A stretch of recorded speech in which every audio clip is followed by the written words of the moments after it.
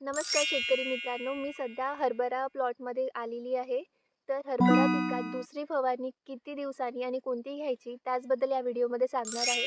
तर हरभरा पिकात दुसरी फवारणी ही आपल्याला 40 ते 45 दिवसांनी घेणे गरजेचे आहे. त्यामध्ये पाने खाणारी अळी नियंत्रण, तसेच मर रोग नियंत्रण आणि जास्त फुल धारणेसाठी आपल्याला ही फवारणी घ्यायची आहे. त्यामध्ये अळी नियंत्रणासाठी आपल्याला एक कीटकनाशक घ्यायचे आहे. त्यामध्ये तुम्ही इमामेक्टिन बेन्झोएट घटक असलेले किंवा फ्लुबेंडामाइड किंवा क्लोरांट्रानिलिप्रोल यापैकी कोणतेही कंटेंट असलेले एक कीटकनाशकची निवड नक्की करा. त्याचसोबत मररोग नियंत्रणासाठी एक बुरशीनाशक घ्यायचे आहे. त्यामध्ये तुम्ही कार्बेंडाझिम अधिक मॅन्कोझेब घटक असलेले किंवा मेटॅलॅक्झिल अधिक मॅन्कोझेब घटक असलेले एक बुरशीनाशक नक्की निवडा.